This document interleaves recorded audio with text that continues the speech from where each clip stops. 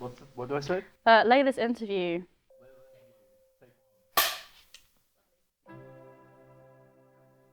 Okay, I'm ready.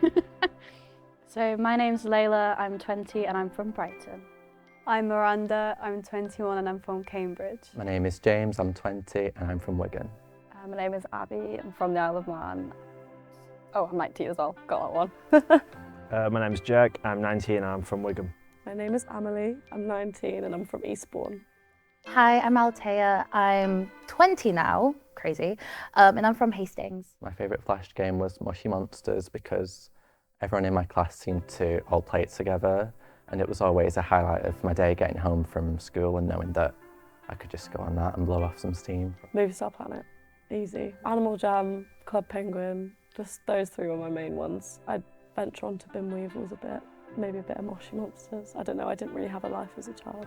Definitely been Weevils, because I was obsessed with like the secret Weevil service missions, and I loved like the cafe bit where everyone would fight to sit on like the seat where you could serve the food. Mushy Monsters and Bin Weevils. I liked on Mushy Monsters the little like games you could do, like doing the ice cream. Primarily it was Mushy Monsters, but then like a bit of Club Penguin as well. Animal Jam, really. That was the only one. Like, I never really got into Club Penguin. I dabbled a little bit in Movie Star Planet. Club Penguin.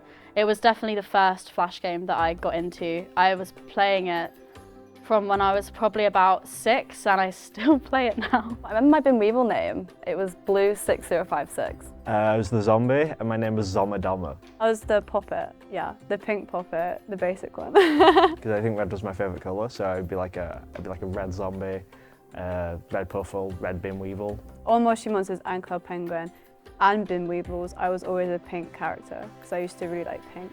So I was always called like Pinky or something. I had lots of puffles. One was called Bonnie.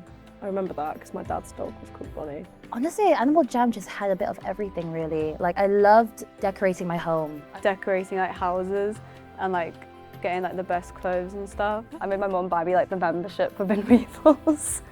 So I had like all like the nest rooms decorated and everything. We were like really young at the time. We couldn't get like tattoos and wear loads of makeup and stuff, so it was fun to like dress up a character. If I could get out of this lifetime and transform into a fox, into a seal, into a panda, into a flipping dolphin, I would choose that reality at any point other than this one.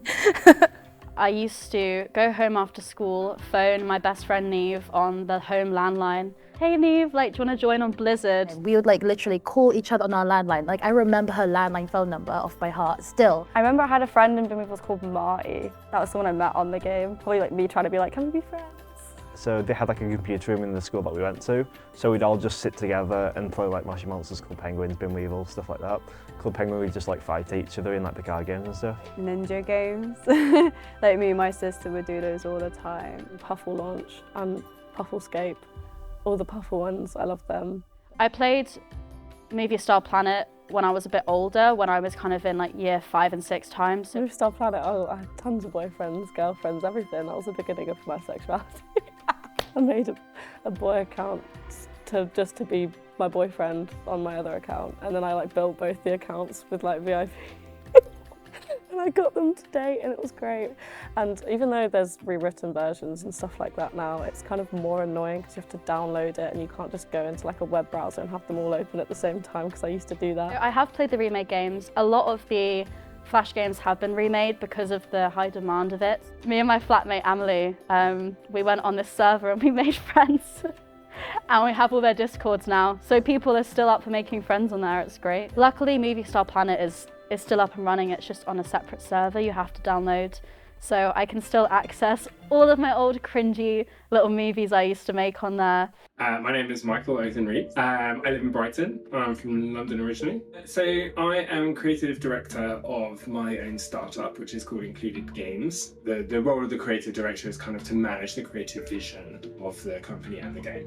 Well, Adobe Flash was obviously one of the big kind of technologies in the 2000s. Yeah, it was a proprietary technology that Adobe made for predominantly making interactive games, but also for doing video. It was a great gateway to a lot of players very quickly. So unlike traditional games development where you had to make a physical product and then distribute that physical product to people that would have to buy it in shops, Adobe Flash offered widespread, widely adopted technology that developers could build games for and then make them almost instantly available to anybody that had an internet browser. I think accessibility was a big one. There was, I suppose, some limitations to what you could do in Flash, which enforced a certain level of simplicity within the games. There was a real trend in those days with the PlayStation to play 3D environments, 3D worlds, and they kind of weren't as accessible or easy to play for a lot of people. You didn't need a PlayStation, you didn't need a console or a PC,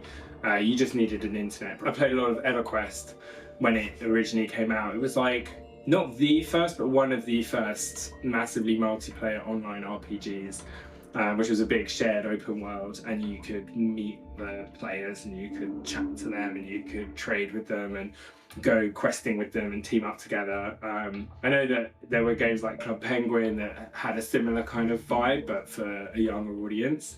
Those games were really important to a lot of people for a lot of different reasons, and games like Club Penguin just showed how, at one end of the scale you could make something that was appropriate for younger players, while, more mature players were able to play games like EverQuest and Warcraft.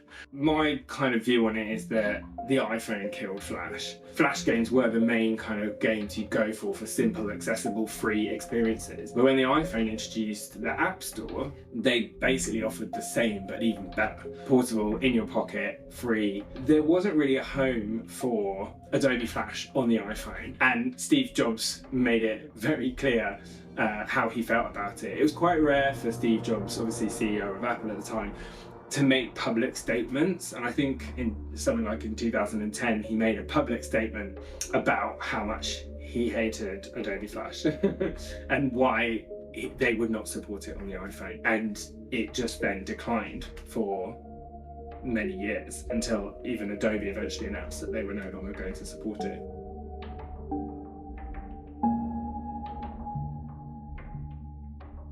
When I heard the games was closing, I felt sad. I spent so many hours on those games. I used to wake up at 5 o'clock to be able to play it for 2 hours before I went to school. Like, that was the commitment level I was on in these games, and the fact that all of those hours and all of those memories are just, I can never go back, is heartbreaking.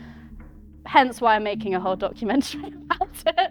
I was sad even though I hadn't really thought about those games for like years, but just knowing that that part of your childhood was closing off. I'm quite sad. I feel like I spent so much of my childhood on that game, so to hear that it was closing was quite, I don't know, I thought it was just quite sad, but then I know like it was dying out anyway, so I think everyone kind of saw it coming. I only knew like Club Penguin was ending because I watched like Dan and Phil games, and they did like a little thing where they played it for the last time, and then it just disappeared. I was a little bit sad. I was really sad because Animal Jam was always there for me. Like, I could always like trust it, like without fail. Like I could have like a really bad day, and I would just be on the game, and I'd be happy.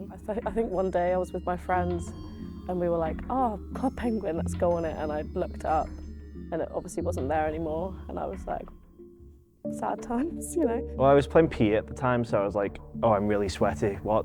Club Penguin's being shut down? That's like two different feelings. I'm like, what's going on here? But no, I think it was like a weird feeling, I guess, because like you're playing this stuff through your childhood and then you're like, oh, it's gone. That's weird. I mean, I could be nostalgic about like COVID times. I could be nostalgic about last week if I wanted to, but I think as a 20-year-old now, I feel like my childhood has got to kind of say goodbye to it a little bit, and I think nostalgia in general will always be like that period of time when I was growing, when I was playing with my friends online, and I'd come home from school and all I would have to do is write about like 5 spelling list things, and then all my work was done, and I could just play these games for hours until my brother kicked me off to play on the family computer. So I think nostalgia to me is just a happy time that we can't go back to. Yeah.